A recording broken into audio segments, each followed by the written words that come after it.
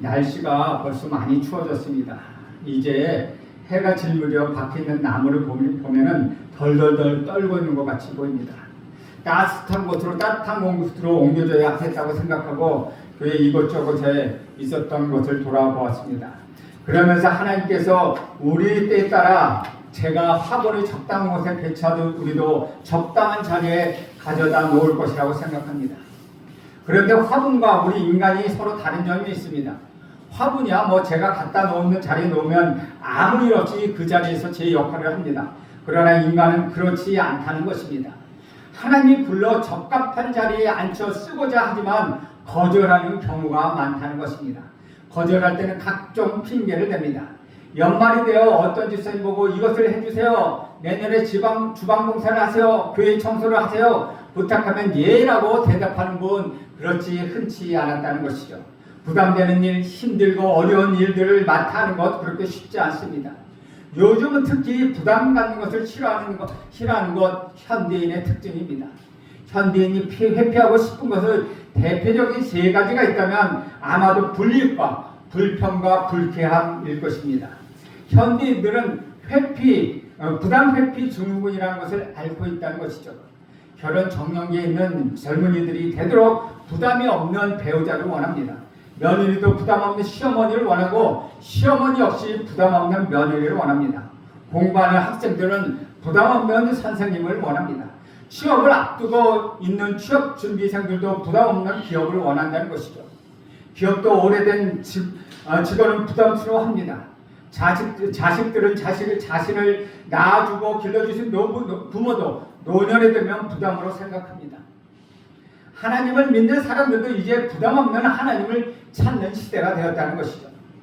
신앙생활을 하는 신앙인들도 부담 없는 교회, 부담 없는 설교를 원합니다.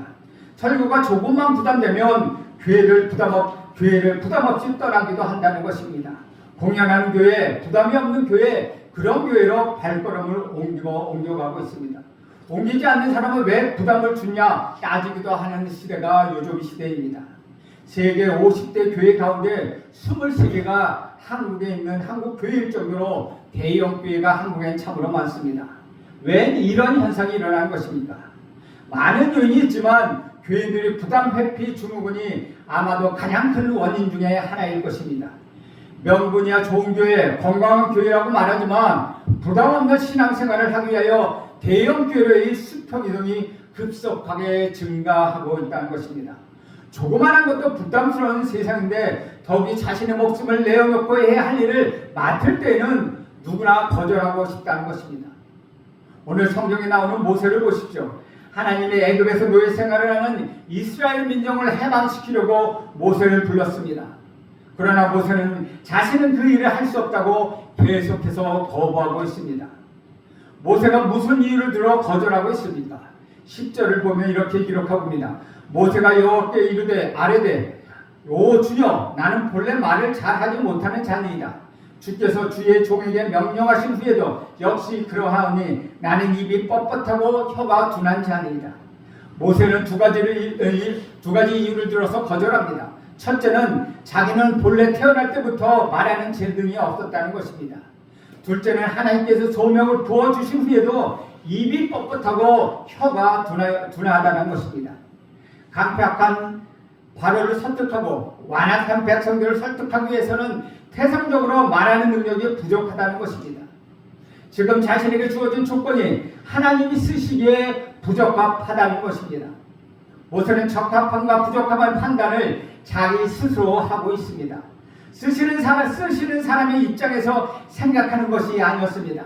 그런데 모세의 핑계처럼 사실 모세가 말을 잘하지 못했습니까?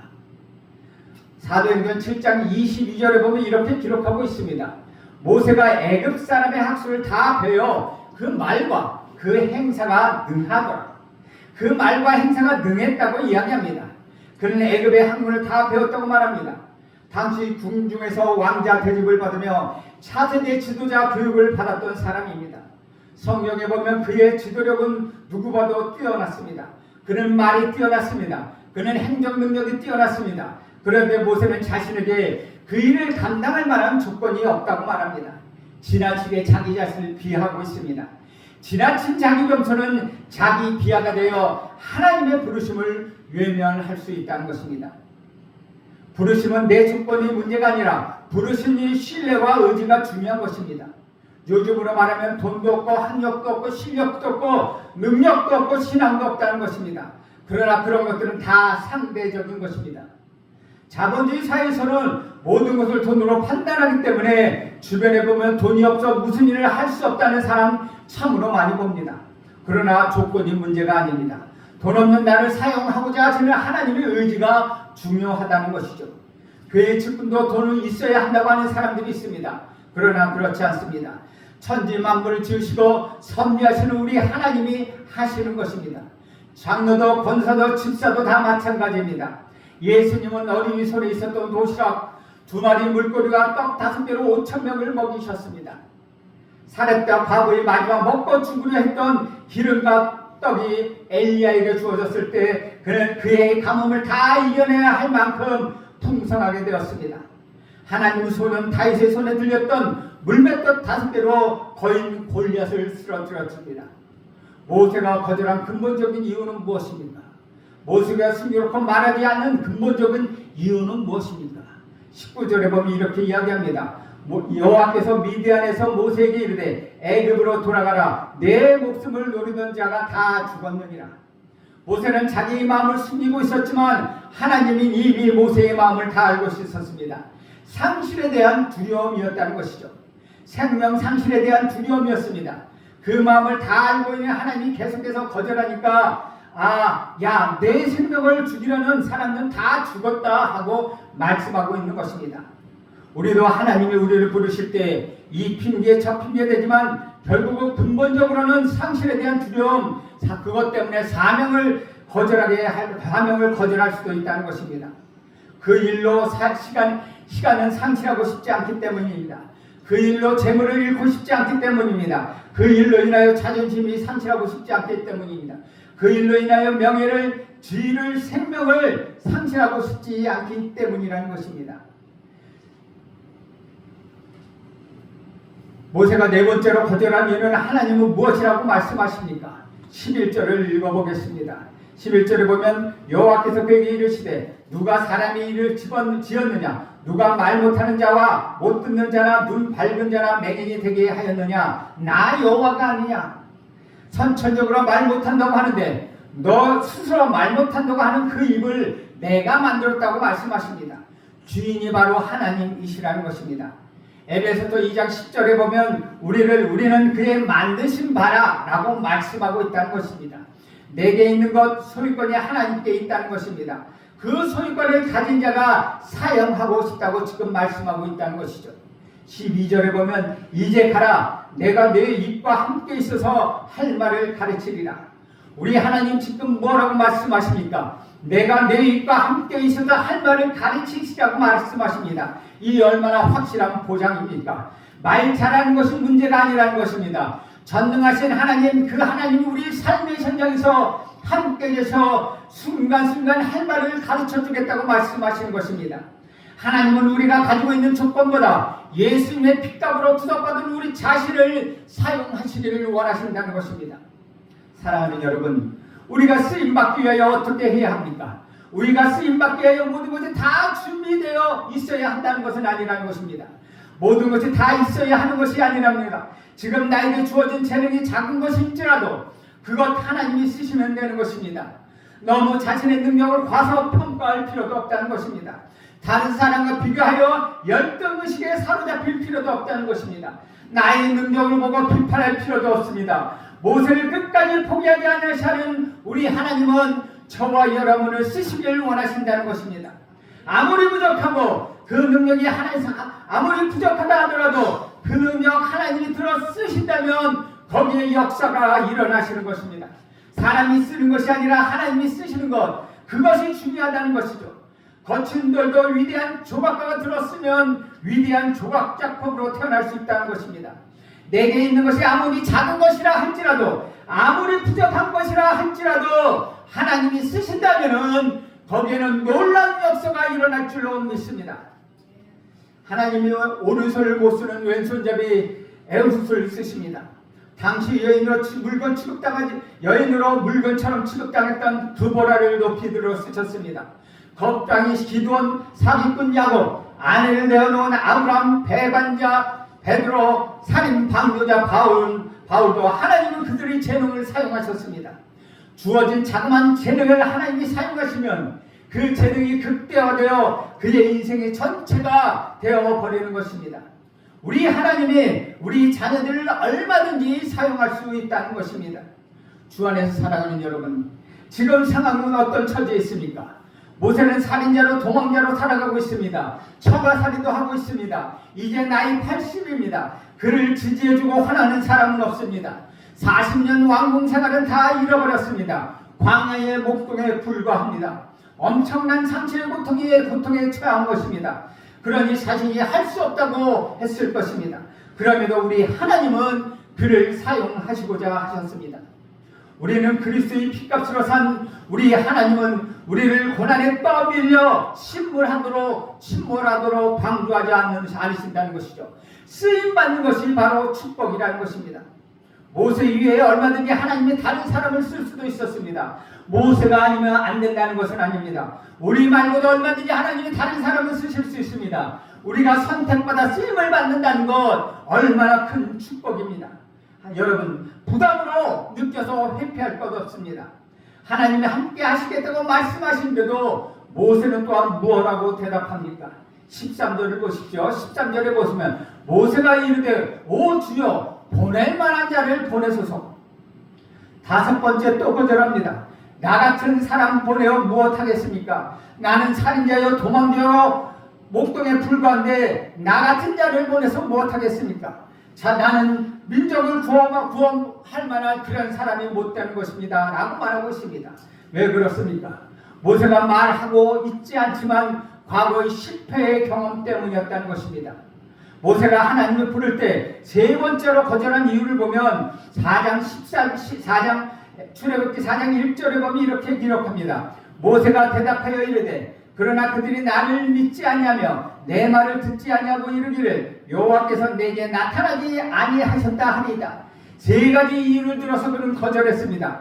첫째, 지도자로서 자기 자격의 문제가 있다고 거론하고 있습니다. 둘째는 그의 말을 듣지 않을 것이라고 말합니다. 그들은 모세의 권위를 인정하지 않을 것이라는 것입니다. 셋째는 하나님의 종으로서 공인해 주지 않았다는 것입니다. 이 세 가지 이유가 다 무엇입니까? 그의 권위를 부정하는 사람 문제 때문이었다는 것이죠. 과거의 실패 경험 때문에 나온 말이었다는 것입니다. 출애굽기 2장 14절에 보면 모세가 민족애와 의협심을 가지고 자신의 민족을 괴롭혔던 애굽 사람을 죽이고 이스라엘 민족끼리 싸울 때 그들의 일에 개입할 때 그들은 무엇이라고 말합니까? 그가 가로되 누가 너를 우리의 주제와 법관으로 삼았느냐? 내가 애굽 사람을 죽임같이 나도 죽이려느냐? 라고 말했습니다. 그때 백성들은 모세를 이스라엘 지도자로 믿지 않았습니다. 지도자로 자격 문제를 들고 일어난다는 것입니다. 그의 말을 듣지 않았습니다. 오히려 바로에게 모세를 밀고 해버렸습니다. 하나님의 종으로 받아들여지지 않았다는 것입니다. 이러한 쓰라린 경험을 가진 사람, 그 사람이 바로 모세라는 것입니다. 사랑하는 여러분, 여러분이 이런 일을 당하면 어떻게 되겠습니까? 모두 다 마찬가지입니다. 우리가 하나님의 부르심을 받고 하나님의 일을 할 때 늘 이런 인간관계의 실패의 경험이 도피하게 만들고 핑계거리를 만들어내게 하고 불순종하게 만들어 버린다는 것입니다. 너무나도 쓰라린 경험이고 한 번 머리에 새겨지면 쉽게 지워지지 않기 때문입니다. 엘리야도 그랬습니다. 그의 권위를 인정하지 않는 아합이 얼마나 그를 괴롭혔습니까? 그러자 차라리 죽여달라고 하나님께 부탁합니다. 우리가 좋은 일을 하려고 할 때 다 우리 권위를 인정해주고 지지해주는 것은 아닙니다. 교회의 권위, 성도의 권위, 목사의 권위, 사무의 권위, 집사의 권위, 권사의 권위, 장로의 권위 등을 다 부정한다는 것이죠. 교회에서 하는 일이면 무조건 비판하기 시작합니다. 목사에 대하여 무조건 무슨 일을 하든 악평하기 시작합니다. 이단들이 대표하는 대표적인 특징이 바로 교회와 목사들을 비방하는 것입니다. 그런데 교회 다니면서도 꼭 이단처럼 교회 다니는 사람들이 있다는 것입니다. 그러면서 사람들은 쉽게 어떻게 말합니다. 참 못해 먹겠네 라고 말하면서 하나님께서 맡겨준 새 일을 하지 않으려고 합니다. 보신주의자가 되어버린다는 것이죠. 그러나 십자가 예수님을 보시길 간절히 바랍니다. 하나님의 권위가 부정당했습니다. 수많은 사람들이 예수님을 비난하고 수많은 사람들이 예수님을 조롱하고 그렇다고 십자가의 사역을 우리 예수님은 포기하셨습니까? 하나님의 과거의 아픔에 벗어나지 못하고 계속해서 거절하는 모세에게 하나님은 뭐라고 말씀하십니까? 얼마나 하나님이 마음이 답답했겠습니까? 하나님은 어떻게 하십니까? 왕과 모세를 향하여 의군을 바라셨다고 합니다. 이 말씀은 모세가 기록한 것입니다. 이미 영웅전이나 인간적인 책이라면 그런 것 다 기록하지 않았을 것입니다. 그러나 성령의 감동으로 기록된 책이기 때문에 자신의 수치를 다 기록하고 있다는 것이죠. 그리고 어떻게 합니까? 징계하고 포기해 버렸습니까? 끝까지 모세를 세워주셨습니다. 그의 부족함을 채워줄 방책을 강구합니다. 하나님께서는 이렇게 말씀하십니다. 14절 말씀입니다. 여호와께서 모세를 향하여 노하여 이르시되 내 사람 내 형 아론이 있지 아니하냐? 그가 말 잘하는 것을 내가 아노니 그가 너를 만나러 나오나니 그가 너를 볼 때에 그의 마음에 기쁨이 있을 것이라. 내 형 아론이 있지 않느냐? 아론은 말 잘한다는 것입니다. 그가 만나러 나온다는 것입니다. 그가 억지로 찾아다닌다는 것이 아니라 그를 지지해 준다는 것입니다. 아무 조건 없이 기쁨으로 일을 하기 위하여 일에 또 그렇게 일해 줄 것이라고 말씀하고 있습니다. 같은 사명을 가지고 기쁘게 함께 일할 사람을 보내주시겠다는 것입니다. 15절 말씀을 봅니다. 너는 그에게 말하고 그의 입에 할 말을 주라. 내가 내 입에 그의 입에 함께 있어서 그들이 행할 일을 가르치시라. 아론이 말하면 하나님의 아론의 입과 모세 입에 함께 있어 모세가 행할 일을 가르쳐 주겠다고 말씀하고 있습니다. 형이 모세의 권위를 인정해 준다는 것입니다. 16절 말씀을 봅니다. 그가 너를 대신하여 백성에게 말할 것이니 그는 내 입을 대신할 것이요 너는 그에게 하나님같이 되리라. 너의 권위를 하나님처럼 인정해주고 함께 일할 사람이 있다는 것입니다. 모든 사람이 같이 일하는 것은 아닙니다. 진정 자신의 권위를 하나님처럼 인정해주고 자신의 생명처럼 살아주게 해주는 한 사람만 만나도 인생은 달라지는 것입니다. 인생은 나 혼자 사는 것이 아닙니다. 하나님이 주신 사명을 붙들고 순종하면 하나님께서 그런 사람을 우리에게 붙여주십니다. 하나님이 우리를 쓰실 때는 다 하나님의 계획이 있습니다. 부족한 부분을 보완해 줄 사람을 다 준비해 놓고 계시다는 것입니다. 내가 못한다고 주어진 사명을 이루지 못하는 것이 아닙니다. 하나님이 진정 믿어주고 지지해주는 능력 있는 한 사람만 붙여주어도 우리의 인생은 완전히 달라진다는 것입니다. 여러분 엘리야를 보십시오. 홀로 있다고 생각할 때 하나님 바알에게 무릎 꿇지 않은 7,000인이 동역자를 남겨놓았습니다. 바울은 홀로 사역하는 것이 아닙니다. 순간순간 수많은 동역자를 붙여주셨습니다. 바나바와 디모데와 에바브라와 디도 등 수많은 동역자와 함께 일하게 해주셨습니다. 부족함을 보완해주고 자발적으로 헌신하는 동역자들을 붙여주셨습니다. 또한 다윗을 보십시오. 수많은 위기를 만났지만은 돕는 자들을 붙여주셔서 결국 그의 사명을 이루게 하셨습니다. 하나님 말씀하십니다. 내 사람 내 형 아론이 있지 아니하냐. 지금 나에게 없는 것을 보며 거부의 조건으로 삼지 말고 하나님이 준비해 놓으신 아론을 기대하고 바라보고 그와 함께 일하라고 지금 말씀하고 있다는 것입니다. 5번이나 거절하는 모세를 끝까지 세우시는 우리 하나님은 다시 뭐라고 말씀하십니까? 17절 말씀 보면 너는 이 지팡이를 손에 잡고 이곳으로 이적을 행할지니라. 200만이라는 민족을 구원하기 위하여 미사리 필요하고 전차가 필요하고 대단한 재물이 필요한 것이 아니라는 것입니다. 지팡이, 모세가 매일매일 갖고 다녔던, 모세가 일상에 갖고 다녔던 그 지팡이를 사용하시겠다는 것입니다. 특별한 지팡이가 아닙니다. 지금도 들고 있는 지팡이입니다. 40년 광야 생활 속에서 양을 치던 지팡이입니다. 아주 익숙한 지팡이라는 것입니다. 한 번도 기적을 일으켜보지 못한 지팡이였습니다. 전쟁에는 아무 쓸모없는 지팡이입니다.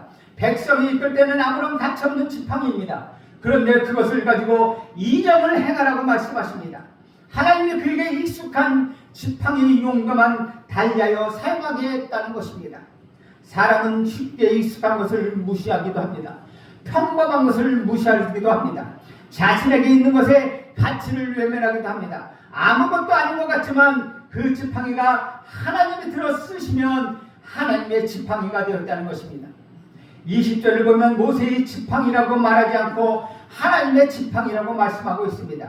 아무리 볼품없는 것이라도 하나님께서 쓰시겠다고 하면 우리는 그저 순종하면 되는 것입니다. 가치 있는 것이 멀리 있는 것이 아니라는 것이죠. 하나님이 쓰시는 것, 그것은 멀리 있는 것이 아닙니다. 이미 모세에게 보여주셨습니다. 지팡이를 던질 때 뱀이 되고 꼬리를 잡으니 다시 지팡이가 되는 기적을 체험했습니다. 이미 내가 가지고 있는 도구, 익숙한 것, 아무것도 아닌 것 같지만은 하나님 손에 붙들려 쓰임받으니까 기적을 일으키는 도구가 되었다는 것입니다. 바로 앞에서 지팡이를 통하여 하나님의 살아계심을 보여줍니다. 바로 앞에 지팡이 던지니까 뱀이 되었습니다. 지팡이로 하수를 치니 피가 되었습니다. 지팡이로 개구리를 애굽 땅에 올라가게 합니다. 지팡이의 땅에 팅을 치니 이가 되었습니다. 지팡이를 하늘을 향하여 지팡이를 드니 네 성과 우박이 내렸습니다. 모세가 애굽 땅에 지팡이를 드니 동풍이 메뚜기를 불어들였습니다. 강팍한 마음을 녹이는 도구가 되었다는 것입니다. 홍해 앞에서 200만 명의 백성이 원망하고 절망할 때 뒤에는 애굽의 군대가 쫓아오고 앞에는 홍해가 있어 진퇴양난에 놓여 있었습니다. 어찌할 수 없는 상황이었습니다. 백성들은 아우성칩니다. 애굽에 매장지가 없어 우리를 이끌어내어 광야에서 죽게 하느냐 하고 원망합니다. 차라리 애굽 사람을 섬기겠다고 말합니다. 이때 모세는 뭐라고 말합니까? 두려워하지 말라. 가만히 서서 여호와께서 오늘 너희를 위하여 행하시는 구원을 보라. 여호와께서 너희를 위하여 싸우시리니 너희는 가만히 있을지어다. 하나님께서 모세에게 말씀하십니다. 지팡이를 들고 손을 바다 위로 내밀어 그것을 갈라지게 하라. 하나님이 주신 것 아무것도 아닌 지팡이이지만 하나님이 사용하시면 홍해를 가르는 기적의 지팡이가 된다는 것입니다. 절망적인 상황에서도 희망의 불을 피우는 도구가 되었다는 것입니다. 우리 앞에 막힌 담이 허물어지게 하고 큰 산이 무너지게 하며 인생의 홍해를 갈라지게 하는 도구, 그런 도구가 되었다는 것입니다. 죽음의 위기 앞에 서 있는 사람에게 희망을 주는 도구, 그 도구가 바로 모세의 지팡이였다는 것입니다. 또 보십시오. 이스라엘 백성이 느비빈 광야에서 물이 없다고 원망했습니다. 기갈로 죽을 지경이었습니다. 백성들이 모세와 다툽니다. 모세에 대하여 원망합니다. 어찌하여 우리를 애굽에서 인도하여 내어 우리와 우리 자녀도 하며 우리 상축으로 목말라 죽게 하느냐 하는 것입니다. 이때 하나님께서 말씀하신 것이 무엇입니까? 지팡이를 들고 너는 반성을 치라. 거기에서 물이 나리니 백성이 마시리라. 모세가 그대로 순종합니다. 기갈이 해소됩니다. 광야에서도 물이 나오게 됩니다. 내게 이미 익숙한 것을 들고 순종하면 광야 같았던